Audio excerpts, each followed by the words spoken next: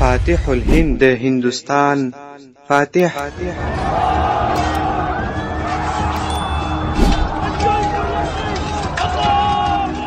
هغه د خپلې خاورې سره ډیره مینه درلودله، نو ځکه یې د ډهلي تخت قبول نه کړ. هیڅ وخت نه دی و مونږ ته پیغور د لوی احمد شاه کور د لوی احمد شاه کور د وخت ډېر قدرانو هم منلی کندهار. پنځمه برخه.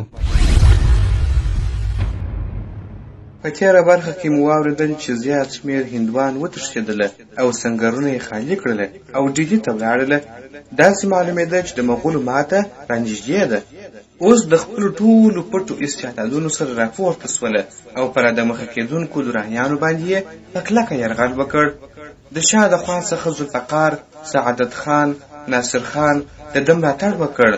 افغانان او مغول سره نږدې سوله او یو بل ته یې لاسونه سره واچول او په توپخانې او ټوپکو سربیره اوس دلته سړې وسلې هم پړکېدلې چې وایي بشري تلفات یې نور هم زیات کړله.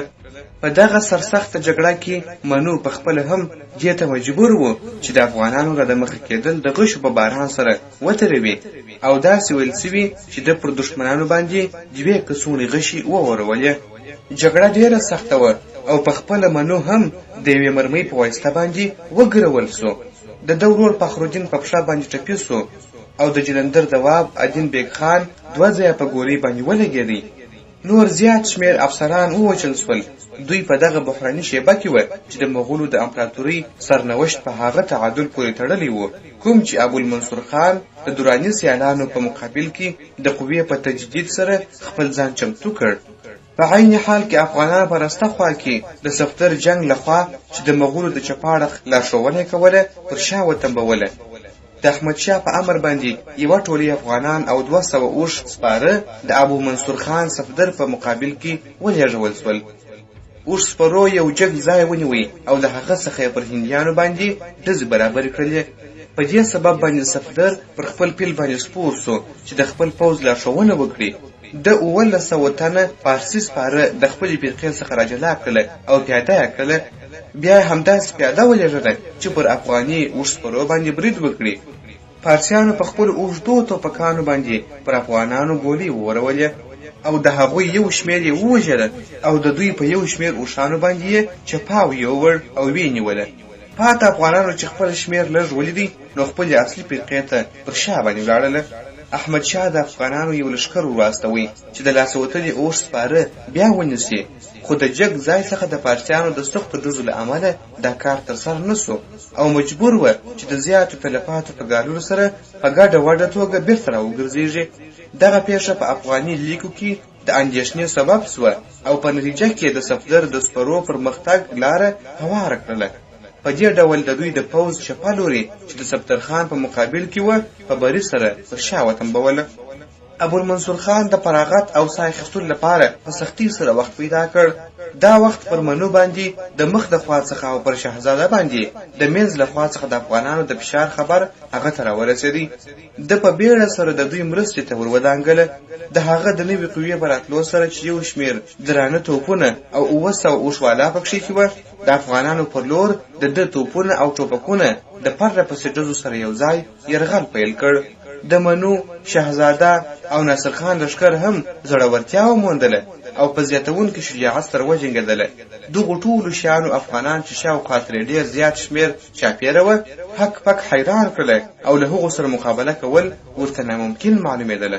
په دغه بحراني شیبه کې یو بل مصیبت د درانیانو پر بدمرغۍ باندې بلابود سو. هغه مصیبت دا و چې د دوی په قطار کې د راکېټونو ډکه یوه ګاډۍ وه چې دوی په لاهور کې نیولې وه. دلته یوې ګاډۍ ته د اور یو بڅری وروغورځېدی، نو دغو راکېټونو اور واخیستی او انفجار یې وکړ.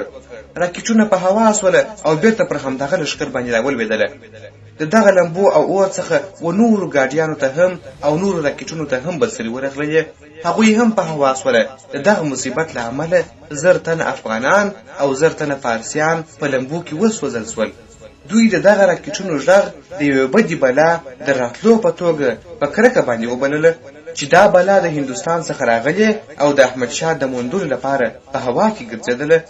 دغه کار په افغاني لیکو کې د ګډوډۍ او بېنظمۍ سبب سو او هغوی هرې خواته وتښتېدله. په دغه ګډوډۍ کې ستومانه سوو افغانانو ته دا ګرانه سوه چې د صفدر بریدونو ته ځانونه ټینګ کړي. په دې اساس دوی پر شا سوله. که څه هم احمدشاه مات سو، خو افغانان یې د بشپړې ماتې او سترې تباهۍ څخه وژغورله. دته دا معلومېدله چې په دغه ځای کې څه کولی نسي، نو خپل ټول افراد یې یو ځای کړله چې د خپل د لاس څخه وتلي موقعیت د بیا حاصلېدلو لپاره یو مقابل برید وکړي. په دې سبب د تصمیم ونیوي چې سرهند ته ستون سي، خو د خپل فکر آرام کړ او خپل افراد یې په وار وار سره پر شا باندې وایستله. د مغولو د فشار پر اساس به د خپل افراد تر یوه واټن پورې پر شا بیوله او بیا هغوی په یوه جنګي لیکه کې تنظیم او ډزې پیل کړې.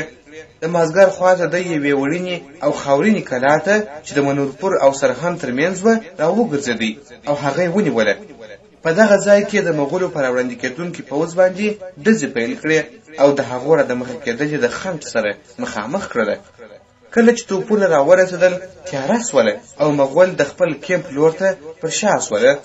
د شپې په تیاره کې احمدشاه سرهند ته راوګرځېدی او د افغانستان په لور د ستنېدو ترتیبات یې پیل کړله.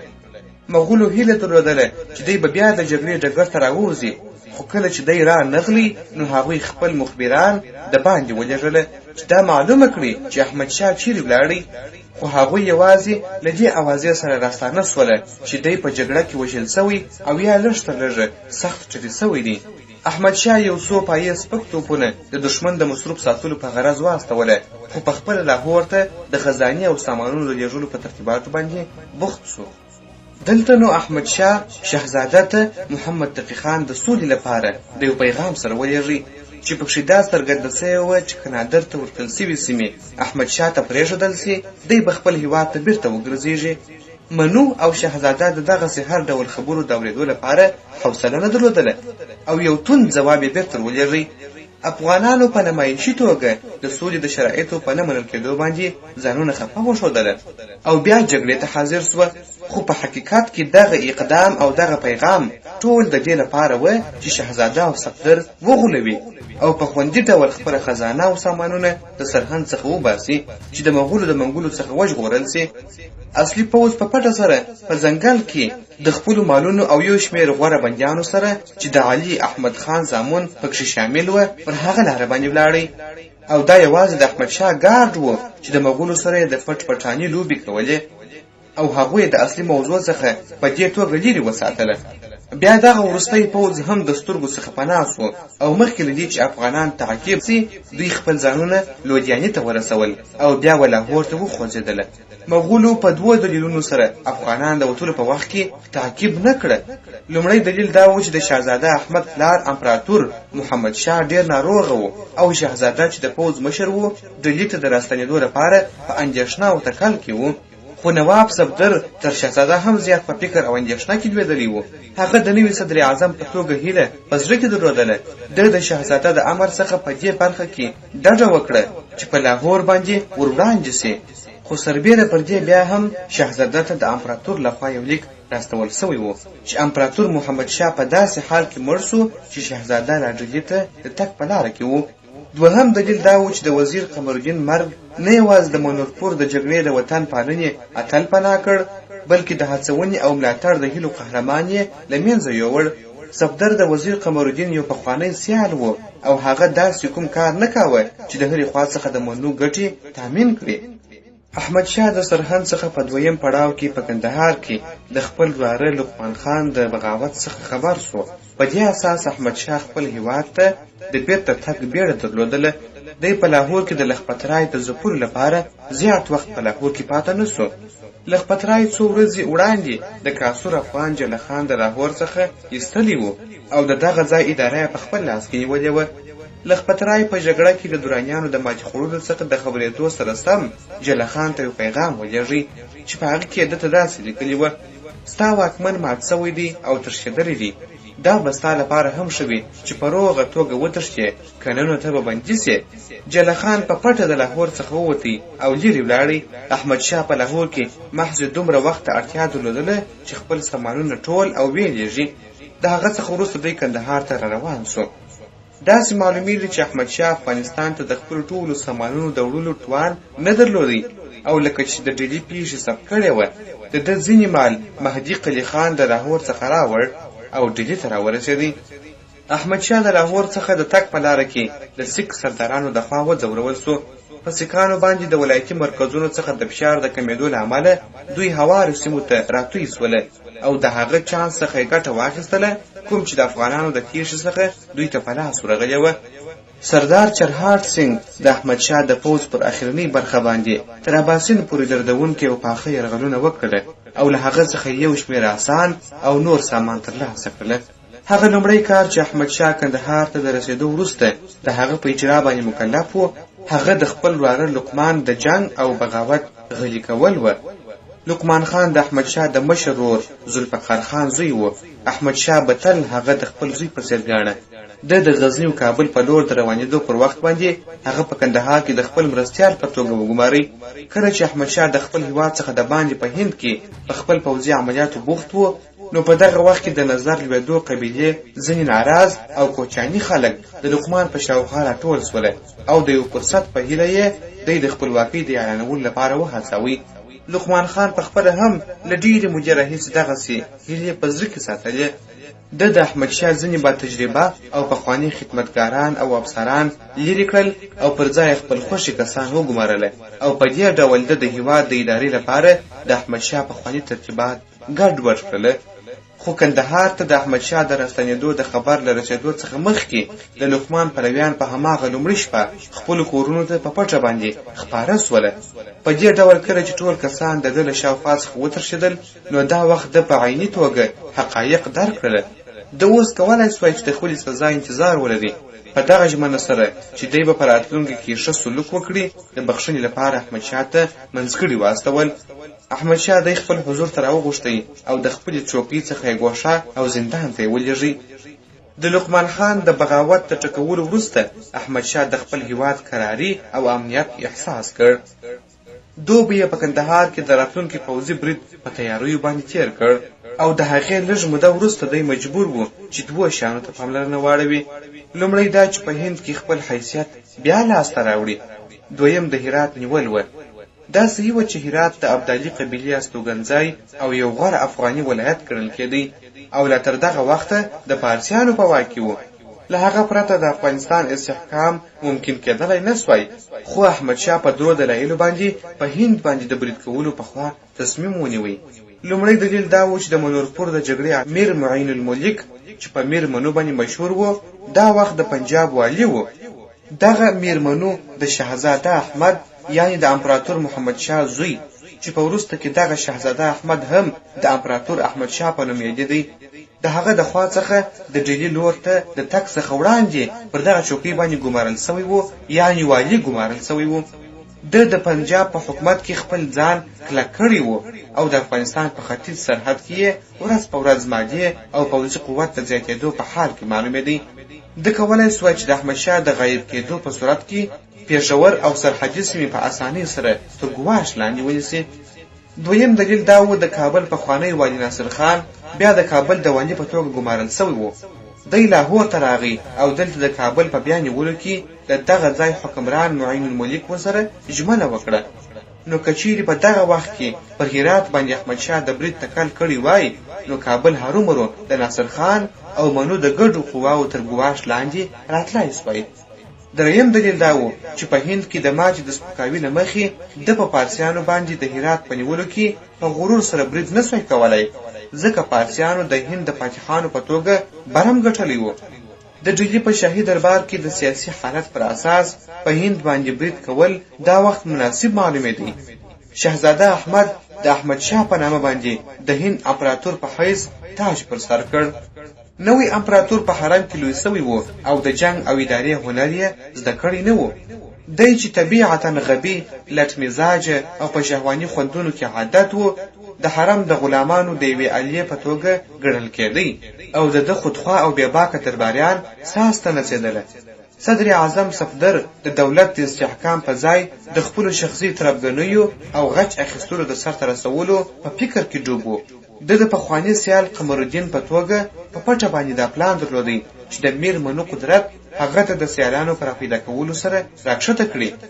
نو دلته یې ناشکره او نیکي هېرونکی ناصر خان د خپل واکمن میرمنو په مقابل کې ولمساوه او ورپسې شاهنواز خان د دې لپاره ولېږي چې د ده ولایت یعنې ملتان په زوره قبضه کړي. د زمامداري په برخه کې د داسې یو سړي په شتوالي سره منو د ډلې څخه د لویدیځ له لوري د یو برید پر وخت باندې د مرستې هیله نه سوای کولی. نو په دې برخه کې د داسې یو سړي په شتوالي سره منو د ډلې څخه د لویدیځ د لوري د یو برید په وخت باندې د مرستې هیله نه سوای کولی.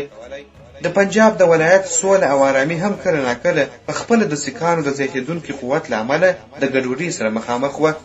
سره دې کله او چیرې چې به فشار لږ و چې د منو د اوسپنیزو منګولو په منځ کې دوی مهار کېدله، خو بیا هم هغوی به له شا څخه په کلکه ګزار کاوه. د درانیانو د ستنېدو په 4مه شپه باندې چې زوړ حکومت یې بې اثره او نوی حکومت لا جوړ سوی نه و، سیکان د غرونو او ځنګلي برخو څخه راتوی سوله او په جلندر دواب کې یې ځینې سیمې ونیولې. د امرتسر څخه یې د مغولو استازي وایستی او په خپل مذهبي مرکز کې یې خپله خپلواکي اعلان کړله. دوی د زکریا خان د خوځېدونکو پوځي لیکو له امله دغه ځایونو ته پناه وړې وه. دغه راز دوی د خټو څخه یو 4 دیوالي غوندې یوه کوچنۍ قلعه په حیث باندې پورته کړله او هغه یې د رام راوني په نوم باندې وبولله. د دغې کلابندي په هماغه ورځو کې د منو ډېر ښه افسران ځان ته بوخت کړله. دا ټول عوامل د دې سبب وګرځېدل چې احمدشاه پر هند باندې د برید کولو تصمیم ونیوی. د 1948 کال پای ته رسېدو د مخه د پنجاب پر لور باندې حرکت وکړ. د مخه د پېښور او د هغه شاوخوا قبیلو ته دا دستورونه واستول چې د برید په وخت کې له ده سره بدرګه وکړي. دغه دستورونه او امرونه ترسره سوله او قبیلو په بېلابېلو پړاوونو کې له ده سره وکتله. پېښور ته د رسېدو وروسته د څمکنیو د یو نامتو پیر شیخ عمر سره لیدنه وکړله. ورپسې د پوپلزي سردار جان خان په مشرۍ باندې یو ښه سمبال سوې قوه مخکې د مخې ولېږله او د اټک د جالې سره یو زیات شمېر خټک له ده سره یو ځای سوله. د جهلم او چناب د ګودرونو په برخه کې د سیمه ییزو ځمکوالو او د دوی د پیروانو په ورګټېدو سره د ده په پوځ باندې ستر برید وسو.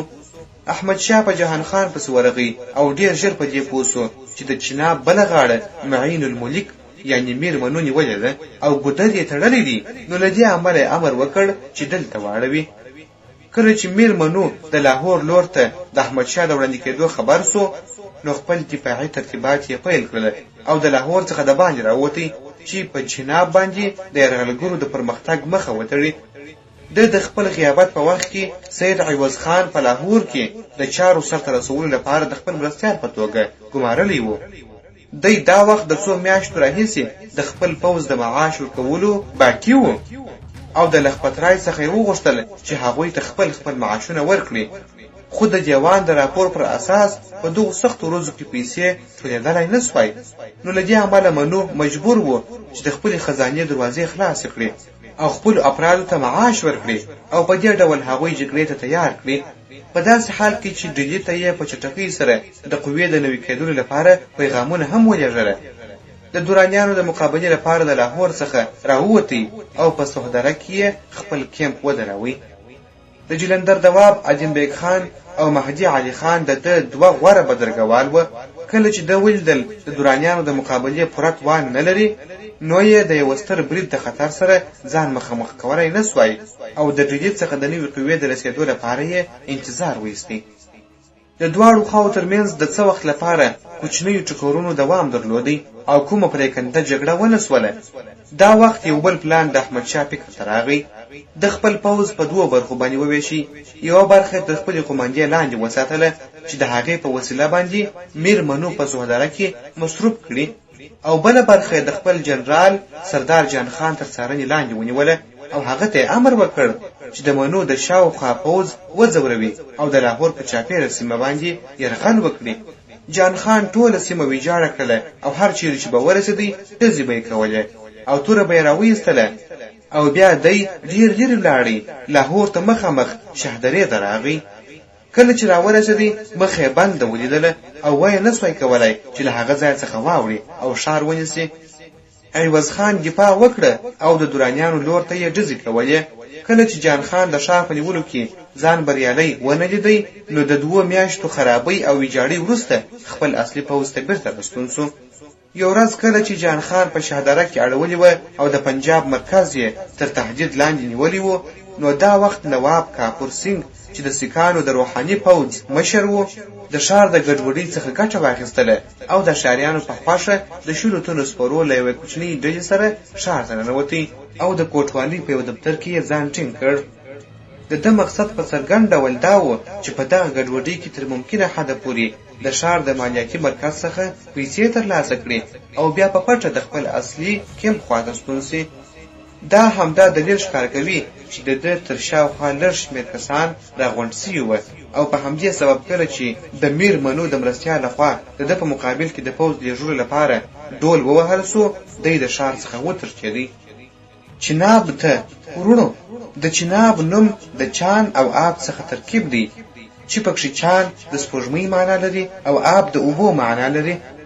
دا د یو سمندر نوم دی کوم چې د جموں او کشمیر څخه تیریږي او د پنجاب میدانونو ته ننوځي. دا د پاکستان د جهنګ ولسوالۍ په تریمون بیراج کې د جهلم سیند سره یوځای کیږي او بیا د راوي سیند سره یوځای کیږي.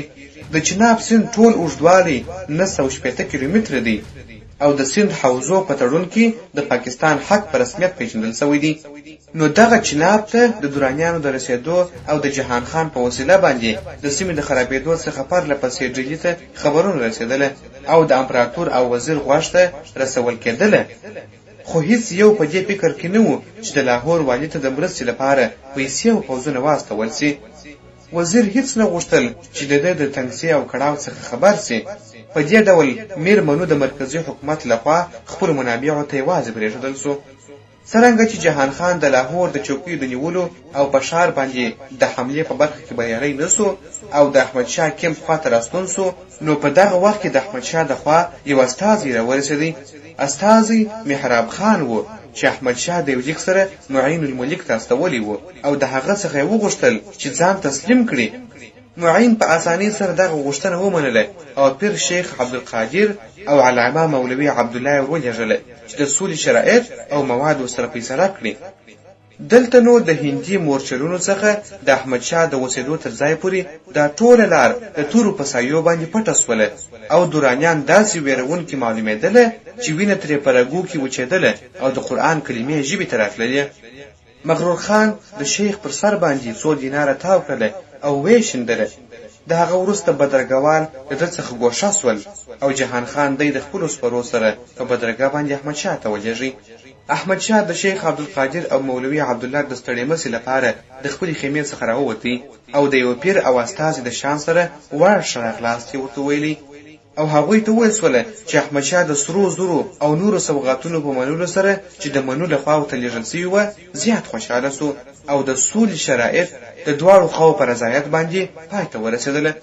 موافقه وسوه چې د اباسین لویدیځ لور ته دغه سیمې به په یو نوم باندې وګڼل سي او دا چې د چهار محل یا د سیالکوټ او رنګ آباد، ګجرات او پاسرور 4 ناحیو باج دي، په دې کې د 14 لکو څخه زیات سهم دته ورکړي. دا یوازې د امپراتور محمد شاه او نادر شاه ترمنځ د 1919 کال د تړون تکرارول و. نو میر منو دغه تړون د ډیلي امپراتور احمد شاه په سلا باندې تایید کړ او د لیکلو سپارښتنو سره یې ترسره کړ او وایي چې ناصر خان د دغو 4 محلو د ادارې لپاره وګمارل سو چې کلنۍ باج به کابل ته لیږي. نو د امپراتور دغه شان مفکوره او دریځ په 2 لحاظه تشریح کولی سو. د غوښتل چې خپل پخوانی ملګری دغه سختۍ څخه وژغوري او په پټه هغه ته دا امرونه ولېږل چې د دراني د غوښتنو د منلو پر اساس د دراني رضایت حاصل کړي. دویم دا چې دا کار د لومړي وزیر صفدر په سپارښتنه د دې لپاره وکړ چې د یوې خوا د معین قدرت راټیټ کړي او د بلې خوا په هند باندې د درانیانو یرغل شنډ کړي. خو دغه تړون احمدشاه ته ډېر زیات ګټور تمام سو.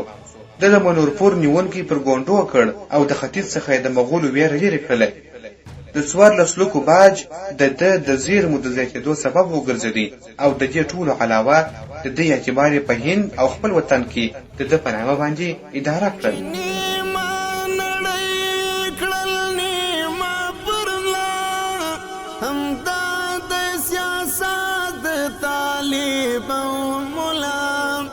خوشحال کړ روح د غازی احمد شاه عبیدا ولسی